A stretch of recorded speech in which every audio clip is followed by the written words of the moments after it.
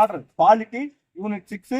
அடுத்தது வந்து எக்கனாமிக்ஸ் தமிழ்நாடு வளர்ச்சி நிர்வாகம், அதுக்கடுத்து ஐஎன்எம் ஹிஸ்டரி ஐஎன்எம், அதுக்கப்புறம் புவியியல், அதுக்கப்புறம் சயின்ஸ். ஓகேங்களா? ஃபர்ஸ்ட் தமிழ், அடுத்தது மேக்ஸ். கரண்ட் அஃபேர்ஸ் தனியா படிக்க வேண்டிய விஷயம் தான், எல்லாத்துக்கும் எழுதிட்டாங்க. ஓகேங்களா? அவ்வளவுதான். ஓகேவா? இப்போ பார்க்கலாம் ஒரு 10 ஆர்டிகல் வரும். அதுலயும் வந்து கவர்மெண்ட் ஸ்கீம்ஸ். ஓகேங்களா? நீங்க பேசிக் இப்ப இருக்கிற திமுகவோட ஸ்கீம்ஸை படிச்சதால என்ன பண்ணலாம்? புதுமை பெண், தமிழ் புதல்வன் திட்டம், மக்களுடன் முதல்வர், நீங்கள் நலமா, காலை உணவு திட்டம், நான் முதல்வன் திட்டம், கலைஞர் மகளிர் உரிமை தொகை, விடியல் பயணம். எல்லாம் படிச்சனாலே கொஸ்டின்ஸ் அட்டன் பண்ணிடலாம். ஓகேங்களா? மீதி வந்து பேசிக்கா இருக்கிறதா புக்ல இருக்கிற பாடங்கள், அது வேறு சைடு கல்வி, சமுதாயத்தில் தமிழ்நாட்டோட கல்வி நிலை என்ன? ஓகேங்களா? இதை படிச்சுன்னா அந்த டாபிக் ஓவர் ஆகும். சரிங்களா? ஸோ அப்போ யூனிட் 5லயும் நம்ம எவ்வளோனா 20 மார்க் சொல்ல எடுக்கலாம். மீதி ஐஎன்எம் ஹிஸ்டரி ஆல்ரெடி படிச்சதுதான். இந்து சமவெளி, குப்தரு, மராத்தியரு, டெல்லி சுல்தான் படிச்சாலே 5 கொஸ்டின்ல 3 கொஸ்டின் எடுக்கலாம். 2 கொஸ்டின் தான் இந்திய பண்பாடு, அந்த வரலாறு, எத்திக்ஸ் புக்ல படிக்க வேண்டியது, வேற்றுமையில் ஒற்றுமை. அது ஜென்ரலாவே அடிச்சுட்டு போயிடலாம் அந்த மார்க்கை. ஸோ டீப்பா படிக்க வேண்டியது என்ன? இந்து சமவெளி, குப்தரு, டெல்லி சுல்தான், இந்த பாட்டு. ஓகேங்களா? அதே மாதிரி சயின்ஸ் அடிச்சு விடுங்க. சும்மா பழைய கொஸ்டினோ புக் பேக் படிச்சாலும் சயின்ஸ் போயிடும். ஏன்னா அவ்வளவு படிக்க தேவையில்லை. அதே மாதிரி வந்து புவியியல். ஓகேங்களா? 10th புக் மெயினா 10th புக்கை தூக்கி வைங்க.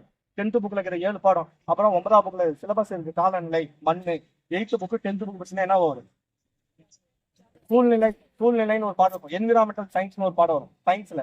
அதுவும் இதுல வந்து சுற்றுச்சூழல் பத்தி ஒரு பாடம் வரும். அதனால காப்பு, அந்த மாதிரி பருவநிலை மாற்றம், அதை கொண்டு வந்துடுங்க. பருவநிலை மாற்றத்தை மட்டும் COP 28, COP 29. ஓகேங்களா? பருவநிலை மாற்றம், உலக ஈர நிலங்கள் எத்தனை இருக்கு, புதுசா ராம்சார் தமிழ் சட்டநாட்டில் எத்தனை போட்டிருக்காங்க, இந்திய அளவுல எத்தனை இருக்கு, இந்த கட்டத்தை படிச்சீங்கன்னாலே 5 கொஸ்டின் தான் 1 கொஸ்டின் கண்டுபிடிச்சிருக்கலாம். இப்ப படிக்காம நெட்டுலாம் எப்படின்னா, நான் சொல்லா சுற்றுச்சூழல் தொடர்பான, பருவநிலை தொடர்பான கரண்ட் அஃபேர்ஸ் மட்டும் படிச்சு எத்தனை மார்க் எடுக்கலாம்? ராம்சார் தலங்கள் எத்தனை, புதுக்கோட காப்பகங்கள் எத்தனை, ஓகேங்களா? வனவிலங்குகள் புதுசா எங்க உருவாக்கிருக்காங்க, பறவைகள் சரணாலயம் எதாவது ஆக்கிருக்காங்க. இந்த மாதிரி கண்டென்ட் COP 28 எங்க இருக்கு, 29 எங்க இருக்கு, ஓகேங்களா? மாங்குளம் காடுகள் எங்க அதிகமா இருக்கு, புதுசா ஏதாவது மாங்குளம் காடு வச்சுக்கிறாங்களா, இந்த பருவநிலை மாற்றாக தமிழ்நாட்டுல ஏதாவது குழு ஓபன் பண்ணிக்கிறாங்களா, புதுசா தமிழ்நாட்டுல வந்து கரூர்ல ஒண்ணு வச்சுக்கிறாங்க, தேவாங்க வனவிலங்கு சரணாலயம் எங்க ஓபன், கடவுர் தேவாங்க சார், நீலகிரி வரையாடு தினம் எப்போ, நீலகிரி. இதெல்லாம் வந்து சுற்றுச்சூழல், வனவிலங்கு, பருவ காலநிலை மாற்றம். இதுதான். இதை படிச்சீங்கன்னா என்ன பண்ணிடலாம்? 2 வருஷம் எடுக்கலாம். அதே மாதிரி தான் இதுவும் சயின்ஸ்ல இருக்கிற என்விரான்மெண்டல் சயின்ஸ் வந்து டாபிக் 1. ஓகேங்களா? அவ்வளவு பாடங்கள் படிச்சு எழுத விட 2 டாபிக் நான் சொன்னேன்.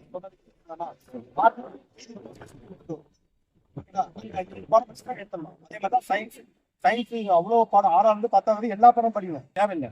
நான் சொன்ன மாதிரி book back 10th book back revision questions.